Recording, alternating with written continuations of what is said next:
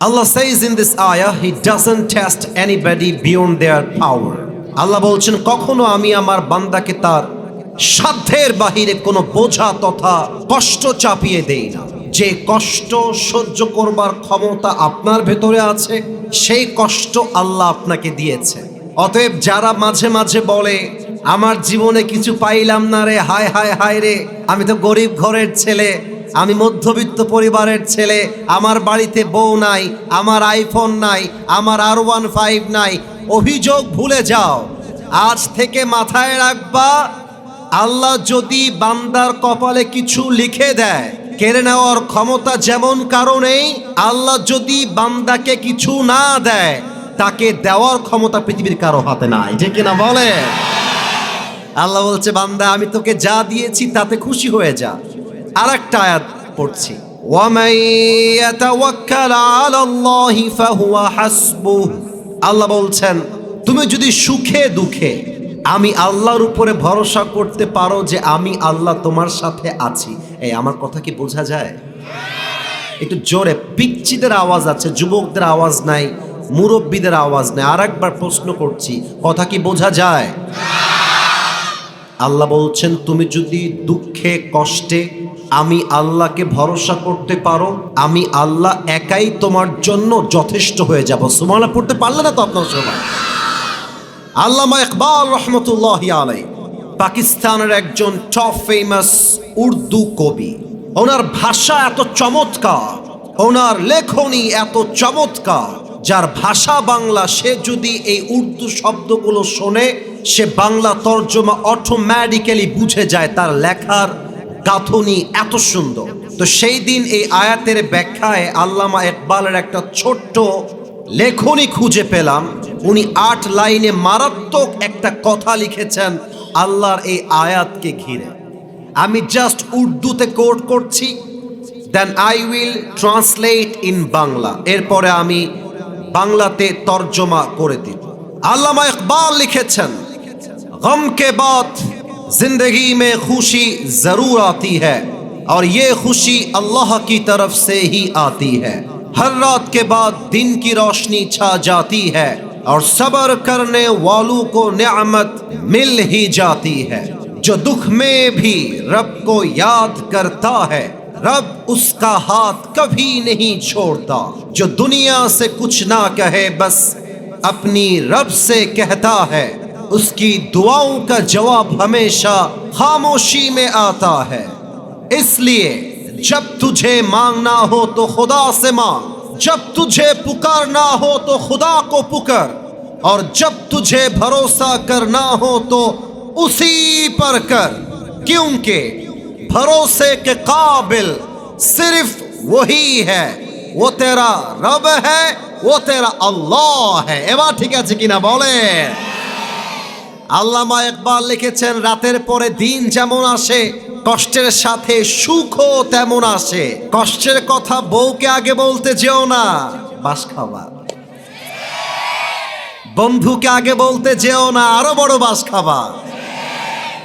যুবক ভাইয়েরা, আজকাল বন্ধু বান্ধব সব বেঈমান দিয়ে ভরে গেছে, তাই না? বলো, টাকা থাকলে বন্ধু আছে, টাকা নাই বন্ধুকে হারিকেন্দ্র খুঁজে পাওয়া যায় না, তাই না? বলো, দুঃখের কথা বন্ধুকে নয়, বউকে নয়, বাপকে নয়, মাকে নয়, সবার আগে আল্লাহকে বলো। আল্লাহ বলে, বান্দা তুই যদি আমাকে একবার আল্লাহ বলে ডাক দিস, আমি তোর কলিজাকে ঠান্ডা করে দিব। সুবহানাল্লাহ পড়বেন না আপনারা? অতএব আজ থেকে ভয় পেও না, বুক চিড়ে দাঁড়িয়ে যাও, আল্লাহর ভরসায় সাহসটা বাড়াও, আল্লাহর নামে আগুন জ্বালাও বুকে, সত্যের পথে চলো, সাহস রাখো মুখে। আরে থেমে গেলে চলবে না, রক্তে আগুন ধরাও, আল্লাহর সৈনিক তুমি, সেই পতাকা উড়াও। আল্লাহ যখন পাশে, কিসের এত ভয়? তাওয়াক্কুল করো, কাছে আসবে বিজয়। মিজানুর রহমান আজহারি হুজুর বলেছিলেন, আধারে ভয় পেও না, আলো আছে আড়ালে, অন্ধকার পালিয়ে যাবে তুমি উঠে দাঁড়ালে। অতএব একটা কথা বলে ভূমিকার কথা শেষ হয়ে যাবে। জাস্ট আপনারা আওয়াজ দিয়ে উত্তর দিবেন, আমার দুঃখের সাথী কে? আওয়াজটা কানে আসে নাই, বগুড়ার সাউন্ড হয় নাই। আর একবার, আমার দুঃখের সাথীকে, আমার সুখের সাথীকে, আমার নামাজ পড়বো এক সপ্তাহের জন্য তিনি কে, ওয়াজ শুনবো এক সপ্তাহের জন্য তিনি কে।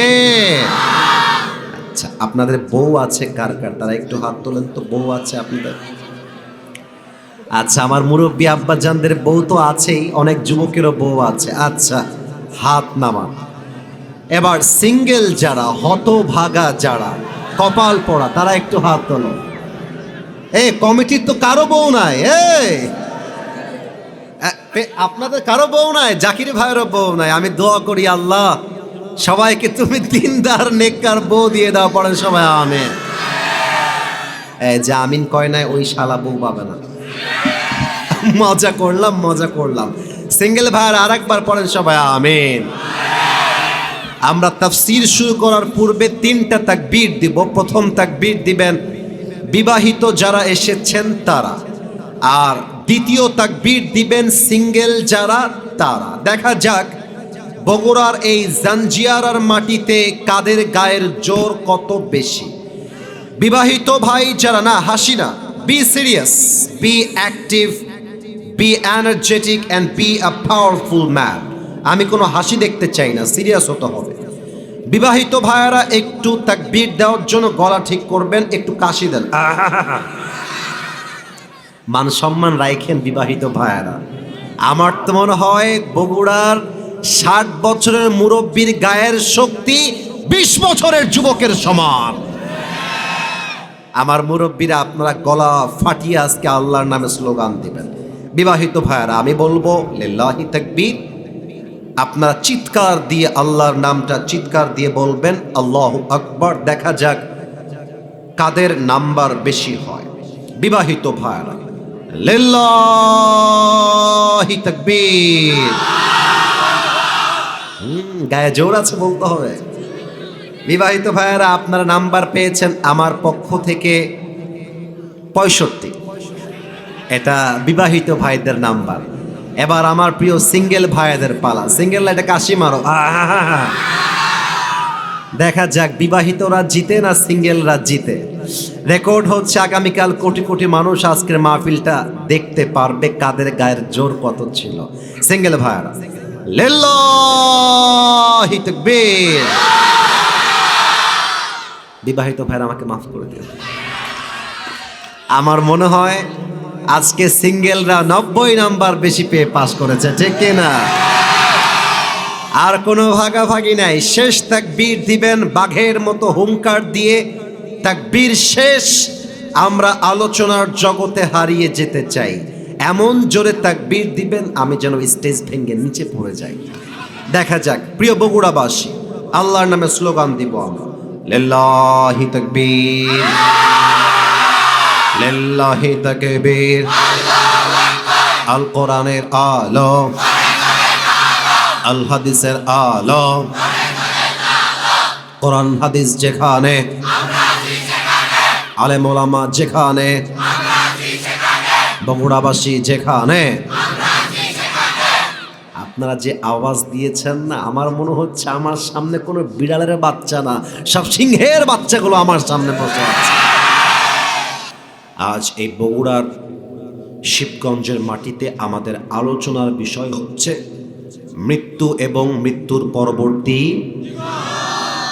আওয়াজটা 60 ভাগ আসছে, 100 ভাগ চাই। আবার বলছি, মৃত্যু এবং মৃত্যুর পরবর্তী জীবন। সূরাত আলে ইমরান 185 নম্বর আয়াত।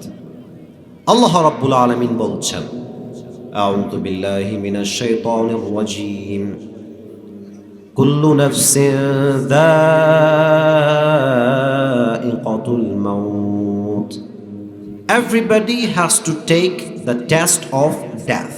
প্রতিটা মানুষকেই আল্লাহ তাআলা মৃত্যুর স্বাদ গ্রহণ করাবে। এমন কোনো প্রাণী নেই, এমন কোনো নার্ভস নেই, এমন কোনো পৃথিবীতে পশু নেই, মানুষ নেই, জীব নেই, জন্তু নেই যে মৃত্যুর স্বাদ গ্রহণ করবে না। Everybody has to take the taste of death. প্রতিটা মানুষকেই মৃত্যুর স্বাদ গ্রহণ করতে হবে। এটাই হচ্ছে আল্লাহর সবচাইতে প্রসিদ্ধ আয়াত। এবার একটা প্রশ্ন করব বগুড়াবাসীর কাছে, তবে প্রশ্নটা মাইন্ডে নিবেন না, নেগেটিভলি নিবেন না। আল্লাহর কোরআনের আয়াত তেলাওয়াত করতে চাই, এই জন্য প্রশ্নটা করতে চাই। মনে করেন আমি আসিফ হুজুর বগুড়ার এক আসন থেকে এমপি পদপ্রার্থী হলাম। কথার কথা 2026 সালের 12ই ফেব্রুয়ারি নির্বাচন হলো। আমার কলিজার টুকরা কিছু যুবক ভাইয়েরা, মায়েরা, বোনেরা আমাকে শ্রদ্ধা করে সম্মান করে ভোট দিল। আমি সাডেনলি হঠাৎ করেই আমি এমপি নির্বাচনে এমপি হয়ে গেলাম। কথার কথা এমপি হওয়ার 3 মাস পরে আমি চিন্তা করলাম, ব্যাপার কি, আমার তো ক্ষমতা, আমার হাতে পুলিশ আছে, র্যাব আছে, বিডিআর আছে, আর্মি আছে, আমার ব্যাংকে কয়েক হাজার কোটি টাকা আছে, ঢাকার গুলশানে ফ্ল্যাট আছে, বসুন্ধরায় ফ্ল্যাট আছে। আমার ভেতরে একটা অহংকার চলে আসে, অহংকার। এবার আমি মিডিয়া ডাকলাম, যমুনা টেলিভিশন কোথায়, এটিএন নিউজ কোথায়, আসো, আমি একটা সাক্ষাৎকার দিব। আমি মিডিয়ার মাইকের সামনে দাঁড়িয়ে বললাম, আমি আসিফ আজকে পুরো দেশে ঘোষণা দিলাম, আমি আমার টাকা দিয়ে, ক্ষমতা দিয়ে, পাওয়ার দিয়ে, পুলিশ দিয়ে মৃত্যু থেকে পালায়ে যাব। আমাকে মালাকুল মউত ধরতে পারবে না। এবার আপনাদের পালা।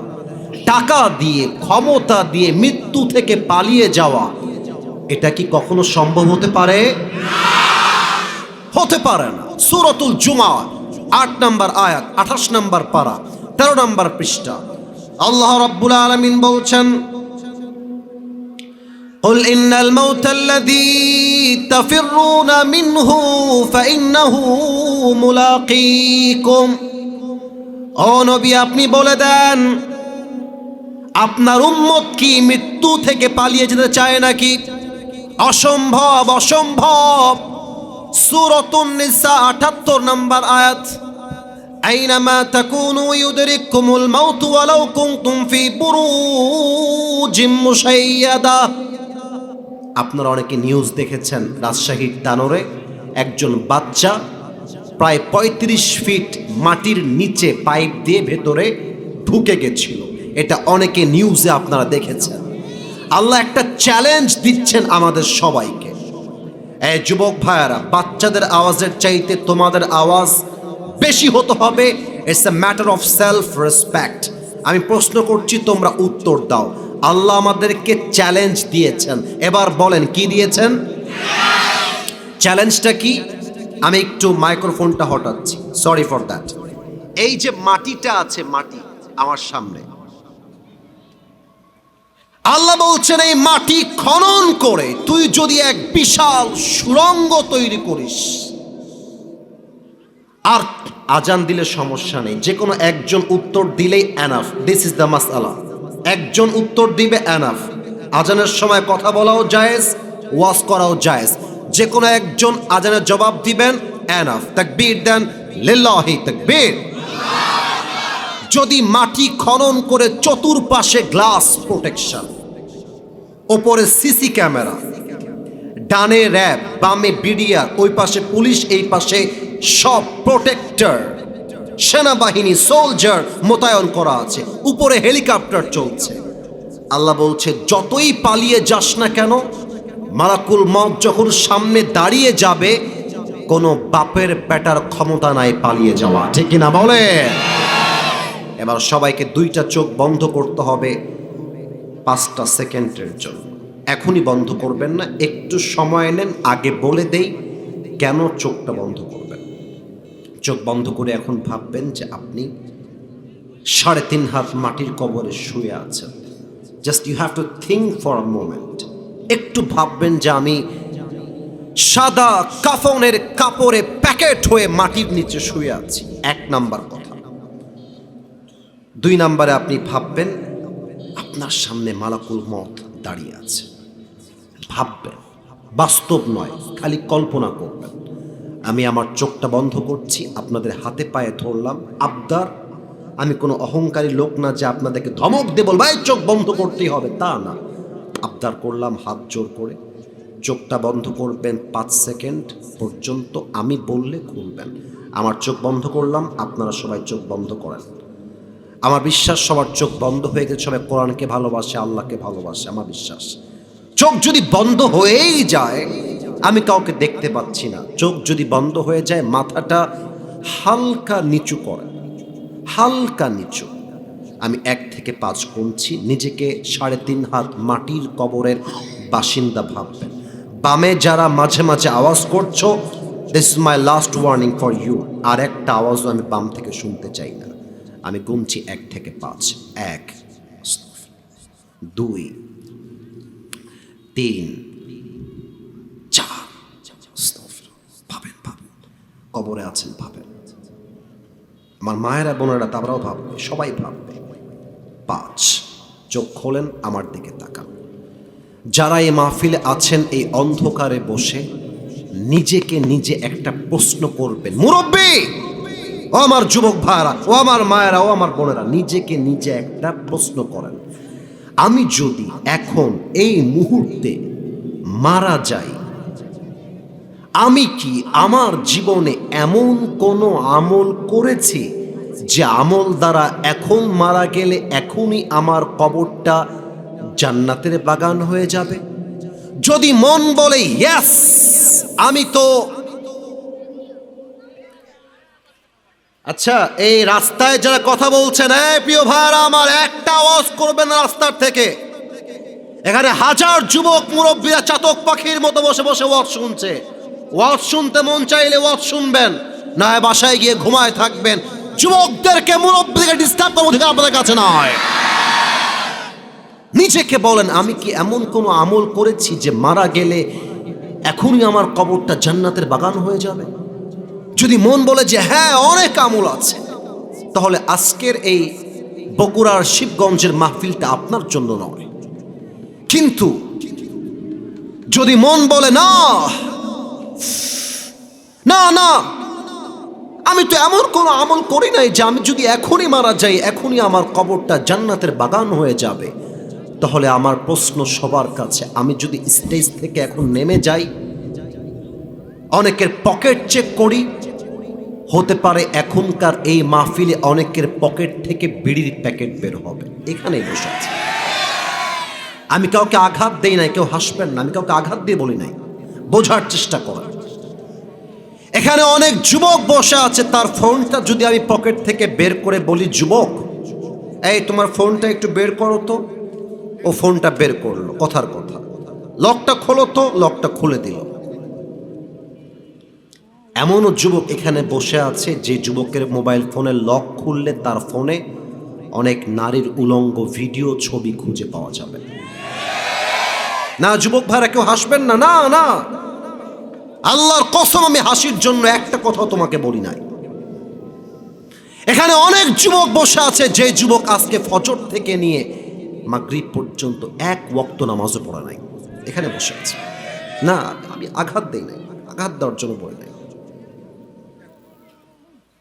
মৃত্যুকে আল্লাহ তাআলা আমাদের জন্য 2টি ভাগ করেছেন, 2টা। এক হচ্ছে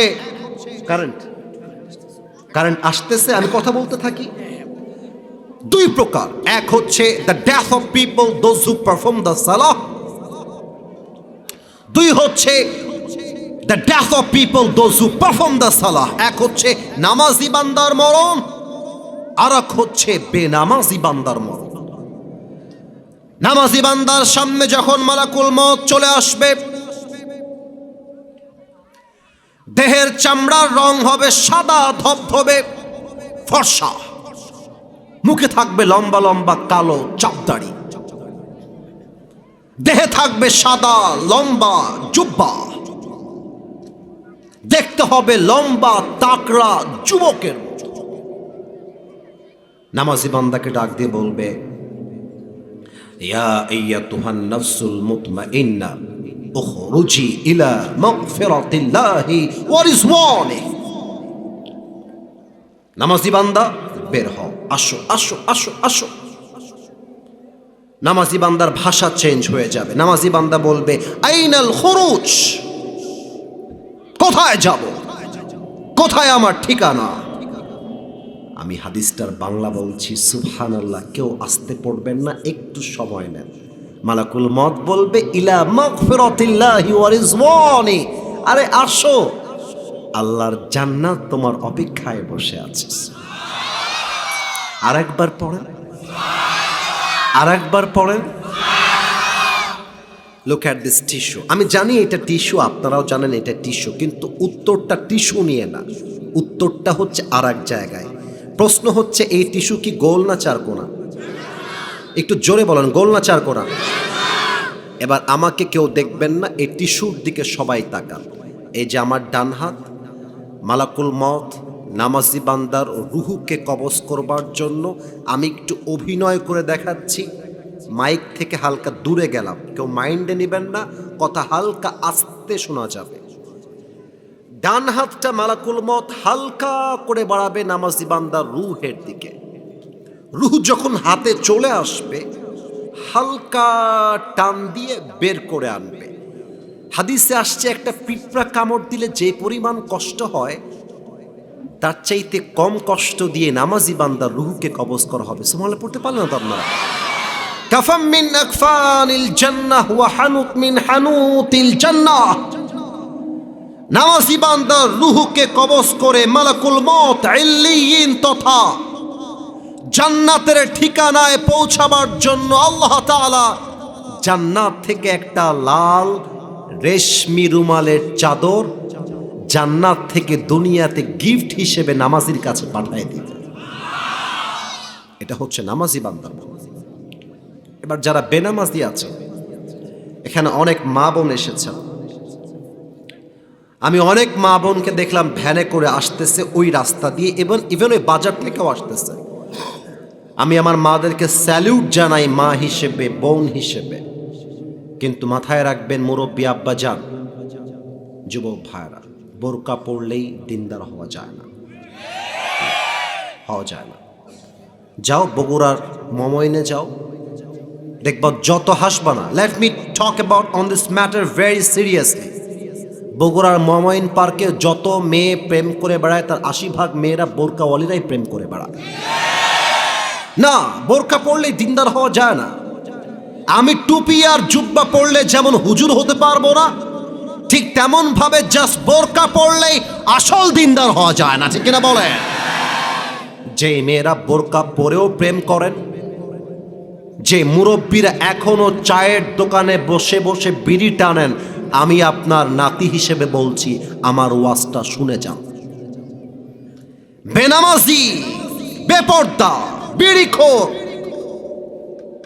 সুদখোর, ঘুষখোর, তার মৃত্যুর সময় যখন মালাকুল মউত তার সামনে আসবে, আমার দুইটা চোখ দেখেন, এই দুইটা চোখ হবে টকটকে লাল। আর চোখগুলোর সাইজ হবে অনেক বড় বড়, গোল গোল বাট অনেক বড়, টকটকে লাল হবে। দেহের চামড়ার রং হবে নীলাভ বর্ণের চামড়া, নীল হবে। পুরো দেহে কালো কালো পশম দিয়ে ভরা থাকবে। পা থাকবে জমিনে, মাথা তথা হেড থাকবে আকাশ বরাবর, বিশাল। দেহের জামা হবে কালো কুচ্ছিত জামা। মালাকুল মউতের এই ভয়ঙ্কর চেহারা দেখে বেনামাজি মা, বেনামাজি মেয়ে, বেনামাজি যুবক, বেনামাজি মুরব্বী, সুদখোর বাবা থরথর করে কাঁপবে, কাঁপতে থাকবে। ওর চোখটা উল্টায় যাবে, বোবা হয়ে যাবে, বোবা বোবা বোবা, হা করে তাকায় থাকবে। এবার মালাকুল মউত তার দিকে ভয়ঙ্কর চোখ দিয়ে একটা চিৎকার দিয়ে আওয়াজ দিয়ে বলবে, ইয়া আইয়াতুহান নাফসুল খাবিথা উখরুজি ইলা গাদাবিল্লাহ। এই বেনামাজি, বের হও, বের হ। একটা ধমক দেওয়ার সাথে সাথে বেনামাজির রূহটা ছিঁড়ে বের হবে, ছিঁড়ে একবার ডান দিকে, বাম দিকে, পেছন দিকে দৌড়ে দৌড়ে পালাবে। এবার আমার বাম হাত, look at my left hand, বাম হাত দেখবেন। বেনামাজির দিকে মালাকুল মউত তার বাম হাতটাকে, he will take his left hand step back, পেছনে নিবে। পেছন থেকে বেনামাজির রুহের দিকে একটা থাবা মারবে। ওই বেনামাজি যুবকের রুহের দিকে একটা থাবা মারবে। রুহু যখন টেনে বের করবে, এই হাদিসটা বললে আমার বুকে ব্যথা শুরু হয়ে যায়, আমার গায়ের লোমগুলো দাঁড়ায় যায়। রুহু যখন টেনে বের করবে, একটা জীবিত ছাগলকে জাবেহ না করে তার গায়ের চামড়া কেউ যদি ব্লেড দিয়ে এভাবে ছিঁড়ে ফেলে, ব্লেড দিয়ে ছিঁড়ে ফেলছে জীবিত ছাগল, ওই ছাগলটার যেই পরিমাণ কষ্ট হয় তার চাইতে 70 গুণ বেশি কষ্ট দিয়ে বেনামাজির রুহুকে কবজ করা হবে। বলেন সবাই নাউজুবিল্লাহ। এই হাদিস শুনেও যদি কেউ নামাজি না হয়, এই হাদিস শুনেও যদি কোনো যুবক পর্নোগ্রাফি না ছেড়ে দেয়, এই হাদিস শুনেও যদি কোনো যুবক তার মায়ের সঙ্গে বেয়াদবি করা না ছাড়ে, আমার মনে হয় ওর মতো কপাল পোড়া হতভাগা এই জমিনে দ্বিতীয় আর কেউ হতে পারে না।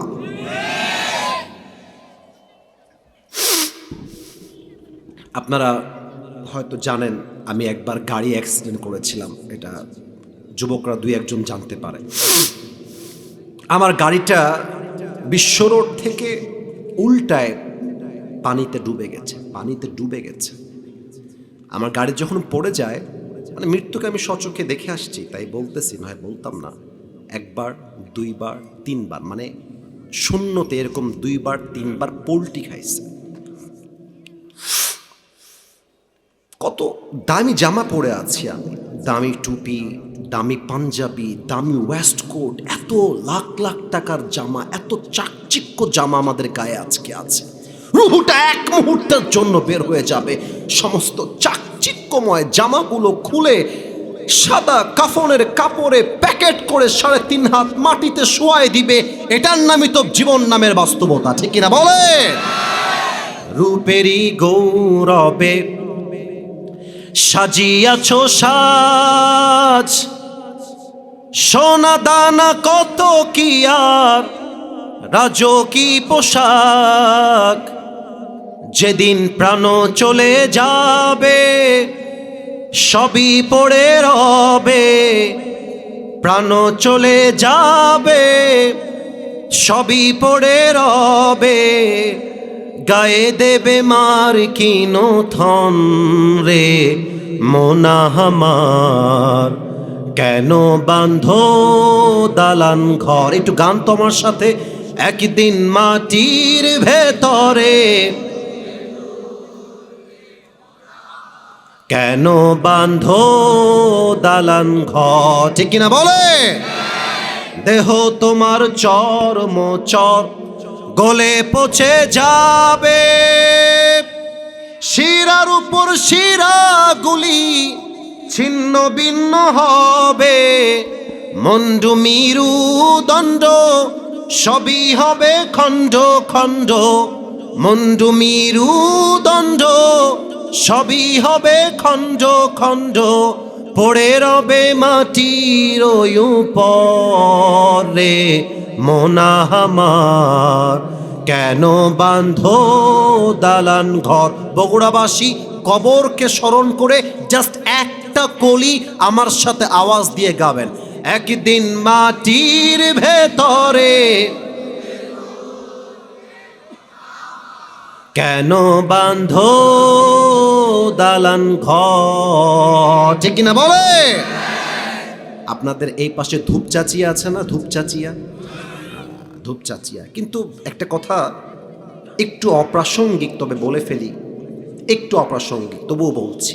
আমি বলি না কখনো এইসব অপ্রাসঙ্গিক কথা, বাট মনে পড়ে গেল।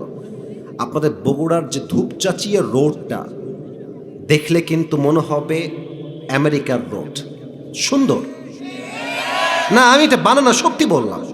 বগুড়ার যে উন্নয়ন, রাজশাহীর মধ্যে যত জেলা আছে সবচাইতে উন্নত মানের জেলার নাম হচ্ছে বগুড়া জেলা। তো ধূপচাচিয়া রোড হয়ে যখন আজকে আসছিলাম এই মাহফিলের দিকে, আমি দেখলাম যে কোথাও 3 তলা বিল্ডিং, কোথাও 5 তলা, আর কোথাও একটা টিনের বাড়ি, ছাপড়া বাড়ি। এটা মুরব্বীরা খুব ভালো বুঝবে।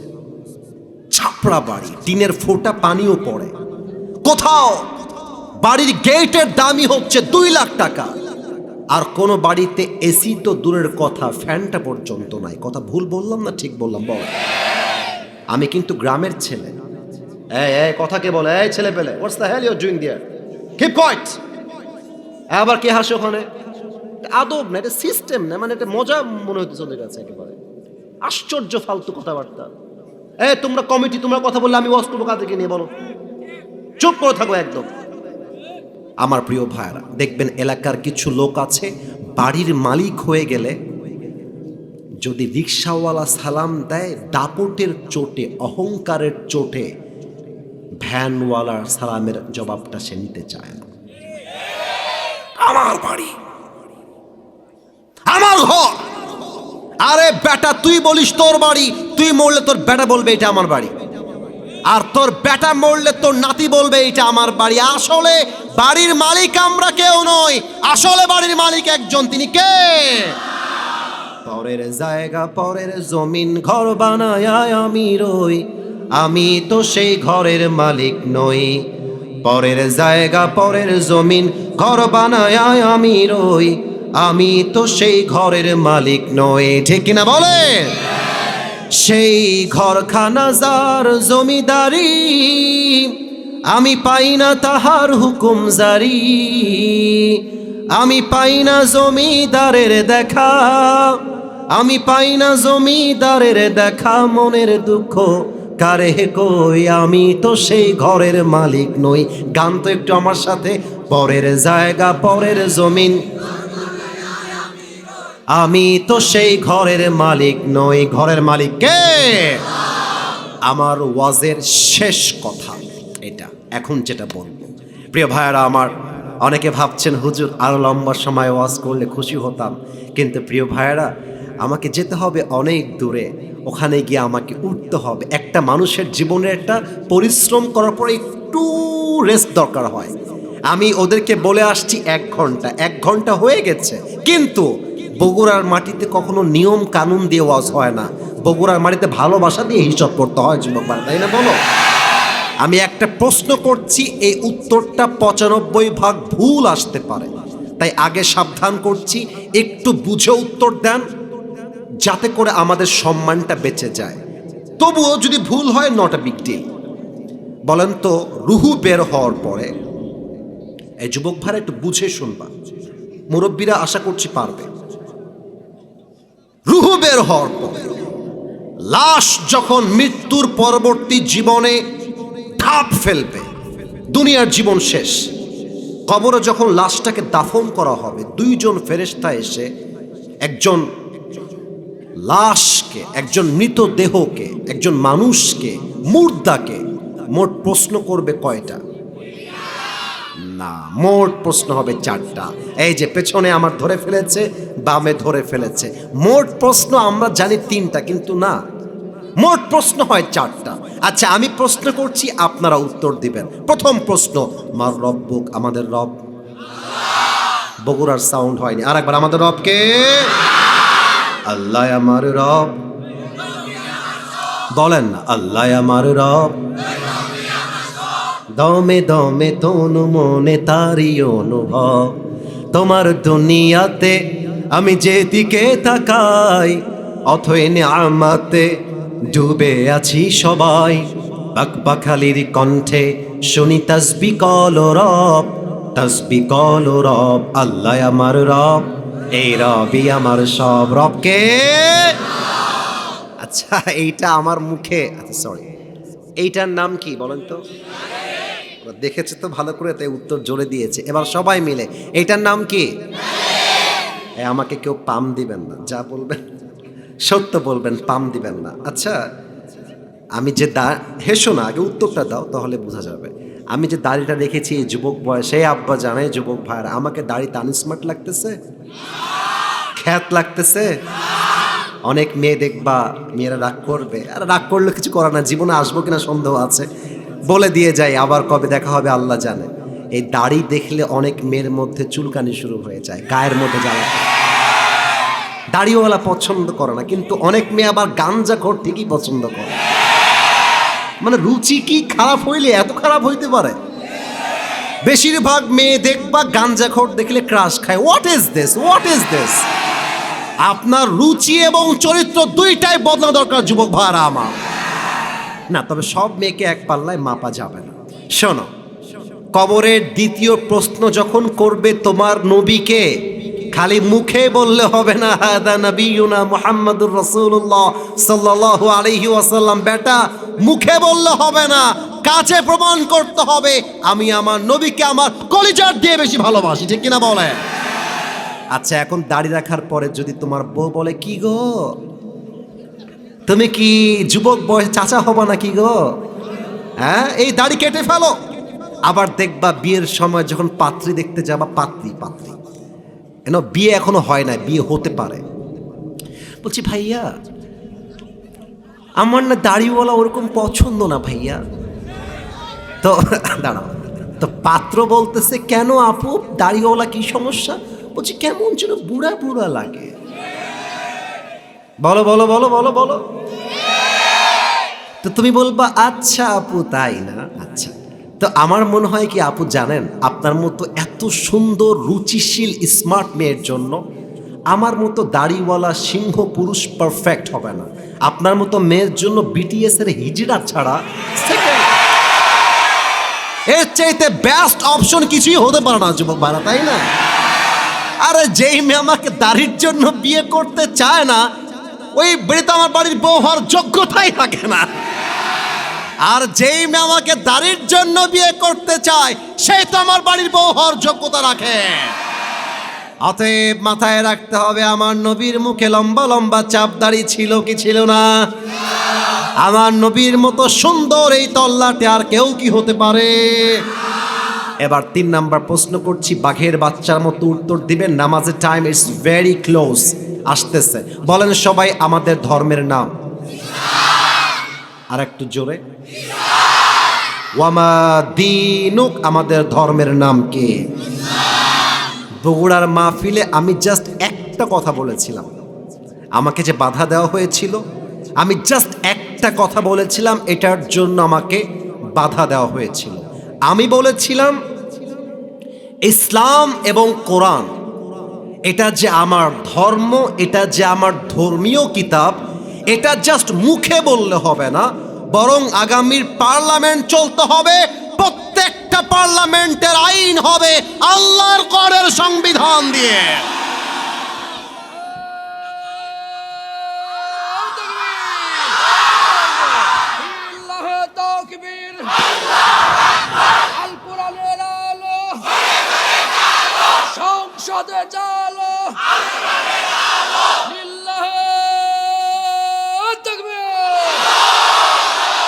আমি আল কোরআন দিয়ে পার্লামেন্ট চলবে বললাম কেন? ওনারা গায়ে বেঁধে গেল। বাপের নাম ভুলাই দিয়ে আসছি একেবারে জায়গা মতো। না, আমি কোনো দলকে আক্রমণ করে কথা বলি নাই। যেই বেটা বলবে আল্লাহর কোরআন দিয়ে দেশ চলবে না, ওই বেটা নেতা হওয়ার যোগ্যতাই রাখে না। বেটা যদি কোনো নেতা মাহফিলের স্টেজ থেকে বলে আগামী পার্লামেন্ট কোরআন দিয়ে চলবে না, কোরআন দিয়ে দেশ চলবে না, ওই নেতাকে জুতা পিটা দিয়ে স্টেজ থেকে নামায় দেবা। আমার কথা স্পষ্ট ভাষায় বলছি, শোনেন। এখানে বিএনপির লোক থাকতে পারেন, জামাতের লোক থাকতে পারেন, I respect you from my heart.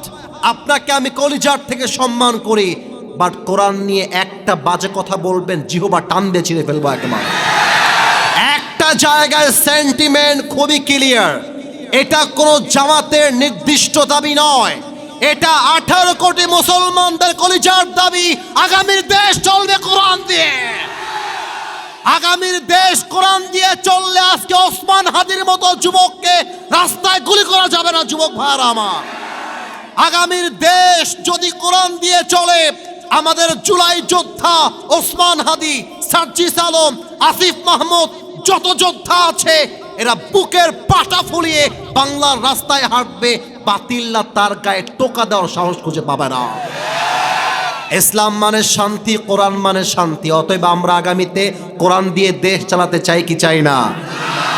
তিনটা প্রশ্ন শেষ, সর্বশেষ প্রশ্ন বলেই আমি দোয়ার দিকে যাব। 4 নাম্বার প্রশ্ন বলবে, ওয়ামা ইলমুক, what is the source of your knowledge? তুমি এতগুলো জ্ঞান শিখেছো কই থেকে? আমরা বলবো আমাদের জ্ঞানের উৎস, সোর্স হচ্ছে একটা কিতাব। কিতাবটার নাম কি? আল্লাহ বলবে, এই ফেরেশতা, stop stop, don't ask him any question again. আর কোনো প্রশ্ন হবে না। যাও, আমার বান্দার কবরটাকে জান্নাতের বাগান বানায় দাও। সুবহানাল্লাহ কয় না দেখি, জোরে বলেন সুবহানাল্লাহ মিয়া। আমার বান্দাকে তোমরা জান্নাতের পোশাক পরা দাও। কোন সবাই সুবহানাল্লাহ। এবার সবাই 2 হাত তোলেন, সবাই সবাই সবাই সবাই।